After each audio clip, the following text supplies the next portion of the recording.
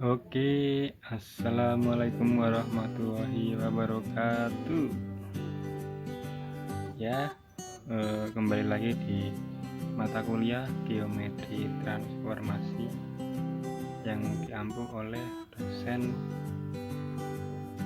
Bu Nur Fitriana Ulfa, MPD. Ya. Kali ini kami dari kelompok 2 akan menjelaskan tentang pencerminan atau refleksi.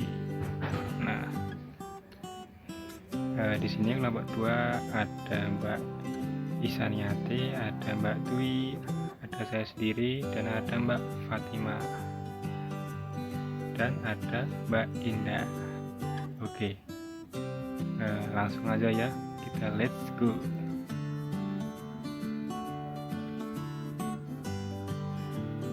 Di pembahasan kali ini kita bagi menjadi 3, yaitu ada pengertian pencerminan, kemudian pencerminan sebagai suatu isometri, dan persamaan pencerminan pada garis. Oke, yang pertama adalah pengertian pencerminan. Definisi 2.6. Sebuah pencerminan pada garis G adalah fungsi mu G yang ditetapkan untuk setiap titik P pada bidang Euklides V sebagai berikut. Nah, ada 2 kasus. Jika P berada di garis G, maka mu G P-nya itu adalah P-nya itu sendiri. Nah, jadi ini G itu merupakan suatu refleksi garis pencerminan ya. Jika P-nya itu merupakan berada di garis G, maka mu G P-nya itu adalah P-nya sendiri. Ya, yang kedua, jika P tidak berada pada garis G, yang dimana garis G tadi itu adalah garis refleksi atau pencerminannya, maka mu P-nya itu sama dengan G ya. Kita bisa lihat di gambar yang B itu, sehingga G merupakan sumbu dari ruas garis PG. Nah, berarti ini yang ini tegak lurus ya. Ini kan arah panah itu kan garis G-nya, sedangkan P-nya itu tidak berada pada garis G. Nah, maka kita menemukan garis baru di mana garis itu tegak lurus dengan garis G-nya. Nah, bisa dilihat G sama dengan mu G P nih garisnya. Mungkin dari pengertian itu aja, nanti bisa diperjelas oleh teman-teman berikutnya di materi-materi berikutnya. B. Pencerminan sebagai suatu isometri. Teorema 2.4. Setiap pencerminan pada garis merupakan suatu isometri lawan.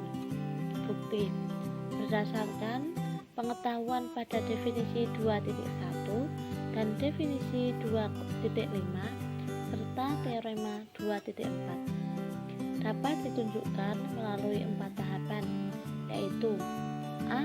Pencerminan sebagai suatu transformasi, B. Pencerminan sebagai suatu transformasi lawan, C. Pencerminan sebagai suatu isometri, dan D. Pencerminan sebagai suatu isometri lawan. Ambil sembarang pencerminan, namakanlah dengan mu G. Yang A adalah mu G sebagai suatu transformasi. Yang pertama yaitu mu G suatu fungsi dari V ke V atau bidang V outlet. Berdasarkan definisi 2.6, jelas bahwa domain dari mu G adalah V. Daerah hasil dari mu G juga pada V, sebab apabila Anda mengambil X elemen V atau X elemen G atau X bukan elemen G. Untuk X elemen G yakni mu G, X sama dengan X elemen V.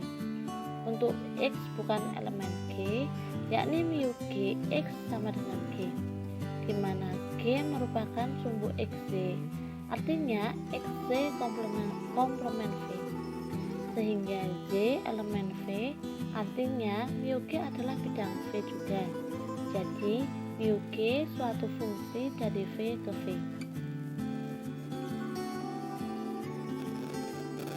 Yang kedua di sini adalah mu G suatu fungsi kepada. Ambil Y elemen V, artinya Y elemen G atau Y bukan elemen G. Untuk Y elemen G ada prapeta X sama dengan Y, sehingga mu G X sama dengan Y. Untuk Y bukan elemen G, ada X elemen V, sehingga G merupakan sumbu dari XY. Hal ini berarti bahwa mu G X sama dengan Y, artinya Y mempunyai prapeta yaitu X. Karena setiap Y elemen V selalu mempunyai prapeta anggota V, maka mu G merupakan fungsi kepada. 3. Mu G suatu fungsi satu-satu. Ambil dua titik sebarang A, B elemen V, sehingga mu G A sama dengan mu G B. Misalkan C sama dengan mu G A sama dengan mu G B. Artinya C elemen G atau C bukan elemen G. Untuk C elemen G, maka A, B elemen G. Akibatnya, mu G A sama dengan A dan mu G B sama dengan B. Jadi A sama dengan B. Untuk C bukan elemen G, G sumbu dari AC dan BC. Akibatnya A sama dengan B. Untuk setiap pasangan A, B elemen V, sehingga mu G A sama dengan mu G B yang mengakibatkan A sama dengan B, maka mu G suatu fungsi satu-satu. Karena mu G suatu fungsi dari V kepada V dan satu-satu, maka mu G suatu transformasi. Definisi 2.7. Suatu transformasi yang balikannya adalah transformasi itu sendiri disebut suatu involusi. Berdasarkan pengetahuan tentang involusi ini, dapat dipelajari sifat pencerminan lainnya yang dituangkan dalam teorema di bawah ini. Teorema 2.5. Setiap pencerminan pada garis merupakan suatu involusi. Bukti, ambil pencerminan pada garis, namakan mu G. Ditunjukkan bahwa mu G inverse sama dengan mu G. Ambil X barang titik pada V. Ada dua kemungkinan, yaitu X elemen G atau X bukan elemen G. Untuk X elemen G, mu G bundaran mu G dikali X sama dengan mu G yang dikalikan mu G X sama dengan mu G kalikan X sama dengan X sama dengan epsilon X. Untuk X bukan elemen G, misalnya mu G X sama dengan Y. Akibatnya G sumbu dari X ke Y sama dengan Y ke X. Jadi mu G Y sama dengan X.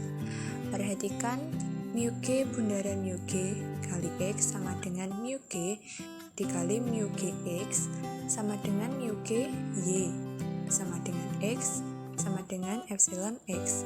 Jadi mu G bundaran mu G X sama dengan epsilon X, mana setiap X elemen V. Akibatnya mu G bundaran mu G sama dengan epsilon. Jadi mu G inverse sama dengan mu G. Baiklah, di sini saya akan melanjutkan dari pemateri sebelumnya, yakni akan membahas mengenai persamaan pencerminan pada garis. Nah, pencerminan pada garis itu hanya dibatasi pada garis istimewa saja ya. Nah, oleh karena itu dipaparkan pada teorema 2.6, di mana misalkan mu G pencerminan pada garis G dan P, X, Y elemen anggota V apabila di situ ada poin A, B, C, D, E, F, dan G. Kalian bisa pahami sendiri ya. Silahkan kalian baca dan pahami terlebih dahulu. Baik, sudah kalian baca dan kalian pahami ya. Untuk selanjutnya, saya akan membahas mengenai pembuktian dari poin yang G. yakni akan dibuktikan untuk G sama dengan X, Y, di mana Y sama dengan 0. Maka mu G dalam kurung P sama dengan untuk yang X itu 1 min M kuadrat X plus 2MY per 1 plus M kuadrat. Untuk yang Y, 2MX plus M kuadrat min 1Y per 1 plus M kuadrat untuk setiap P, X, Y elemen V. Nah, misalkan P aksen itu X0, Y0 dan P aksen itu sama dengan mu G dalam kurung P. Yang kedua, misalkan P itu X1, Y1 dan P sama dengan mu G dalam kurung P. Nah, dari sini, dari pemisalan tadi, berarti P aksen itu sama dengan P, yakni mu G dalam kurung P. Maka yang pertama, garis PP aksen itu tegak lurus dengan G, dan yang kedua, apabila N atau natural itu sama dengan G gabungan dari garis PP aksen, maka N titik tengah dari garis PP aksen. Baiklah, kita langsung saja ke yang pertama. Yang pertama tadi adalah garis PP aksen itu tegak lurus dengan G. Nah, mengakibatkan bahwa persamaan garis PP aksen adalah Y min Y1 sama dengan min 1 per M kali X min X1. Nah, atau kalau kita operasikan itu menjadi X sama dengan min MY plus MY1 plus X1. Nah, karena P aksen tadi X0, Y0 anggota dari garis PP aksen, maka didapatkan hubungannya, kita masukkan X0, Y0 nya menjadi X0 sama dengan min MY0 plus MY1 plus X1. Nah, jadi didapatkan koordinat titik P aksen itu adalah untuk yang X min M Y0 plus MY1 plus X1, koma untuk yang Y itu tetap Y0.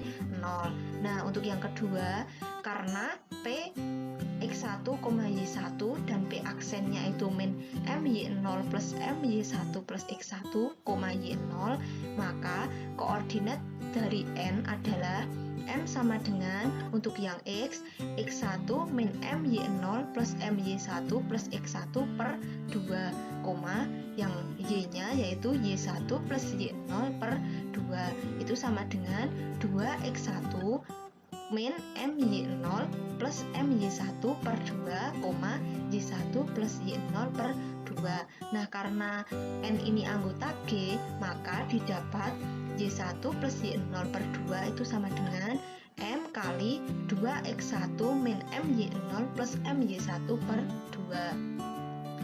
Nah, untuk selanjutnya, apabila kita selesaikan persamaan untuk Y0 tadi, akan didapat Y0 sama dengan 2MX1 plus M kuadrat min 1 kali Y1 per 1 plus M kuadrat.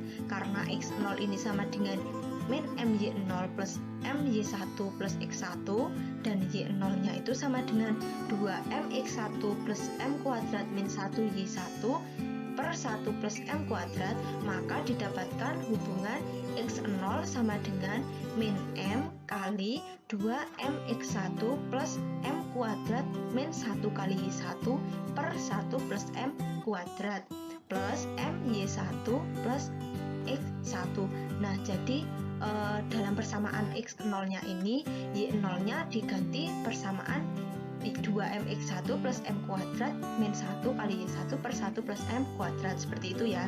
Nah, selanjutnya apabila kita sederhanakan persamaan ini, akan didapatkan hubungan X0 sama dengan 1 min M kuadrat kali X1 plus 2M Y1 per 1 plus M kuadrat. Nah, jadi titik P aksen itu berkoordinat untuk yang titik X itu 1 min M kuadrat X1 plus 2MY1 per 1 plus M kuadrat. Nah, untuk yang titik Y 2MX1 plus M kuadrat min 1 kali Y1 per 1 plus M kuadrat. Nah, apabila titik PX1, Y1 itu diberlakukan untuk setiap P, X, Y elemen dari V, P aksen berkoordinat menjadi 1 min M kuadrat kali X plus 2MY per 1 plus M kuadrat.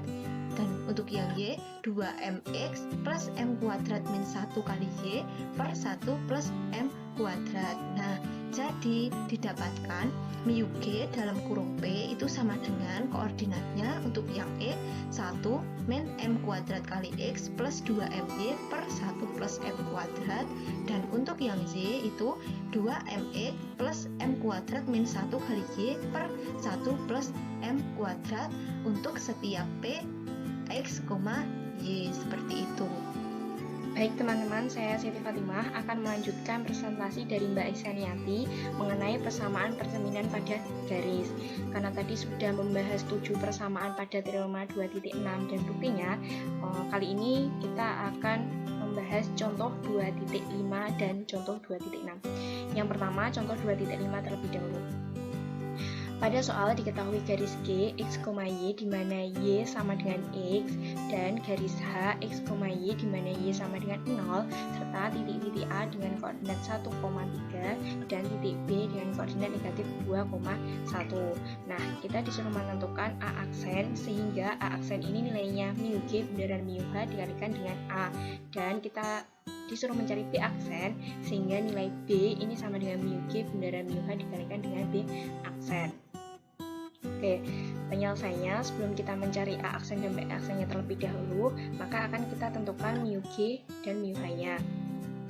Karena garis G ini Y sama dengan X, maka mu GP-nya adalah Y, X. Dan garis H ini Y sama dengan X, maka mu H-nya sama dengan X, negatif Y. Nah, mu G dan mu H ini kita sudah dapati dari salah satu persamaan pencerminan pada garis di teorema 2.6 ya.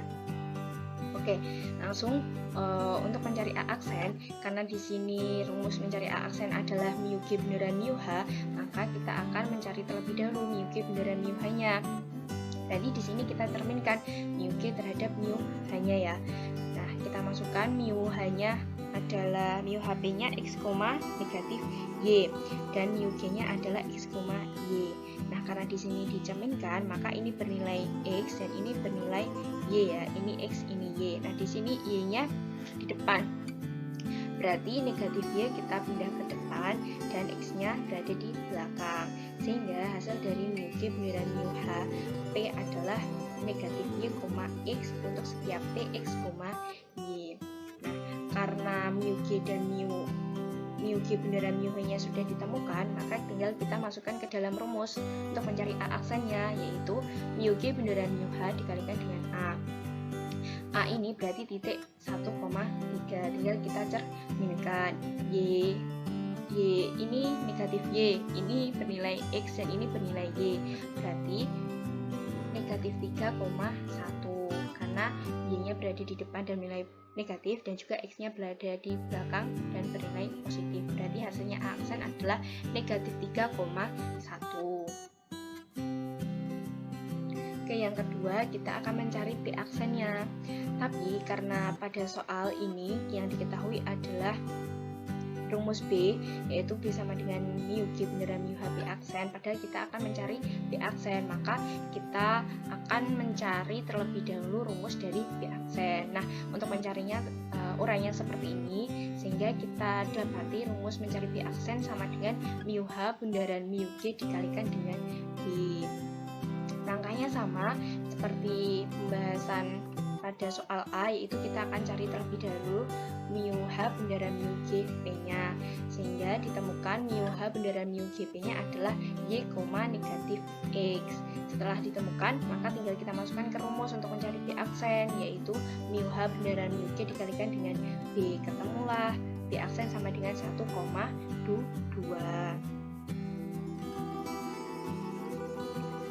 Selanjutnya, contoh 2.6. Diketahui garis G, X, Y di mana Y sama dengan negatif X, dan garis H sama dengan X, Y di mana 3Y sama dengan X plus 3. Tentukan persamaan garis H aksen, sehingga H aksen ini nilainya sama dengan mu G dikalikan dengan H. Oke, penyelesaiannya. Untuk contoh 2.6 kita akan menggunakan teorema 2.f yang 2.6 yang f, yaitu garis G dengan nilai Y sama dengan negatif X, maka mu GP-nya adalah negatif Y, negatif X untuk setiap P, X, Y.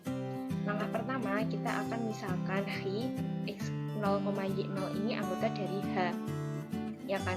Berarti kita substitusikan X0 dan Y0-nya ini ke persamaan H, yaitu 3Y sama dengan X plus 3, sehingga kita dapati 3Y0 sama dengan X0 ditambah 3. Ini kita buat persamaan 1. Yang kedua, mu G berarti kita cerminkan mu G terhadap G-nya. Mu G-nya adalah X, Y ya. Mu G-nya X, Y, mu G-nya Y, negatif Y, negatif X. Maksud saya mu G-nya, saya ulangi, mu G-nya negatif Y, negatif X. Berarti kita cerminkan terhadap X0 dan Y0, sehingga hasilnya mu G-nya adalah negatif Y0, negatif X0. Berarti tinggal mengubah nilai dari X dan Y-nya ya.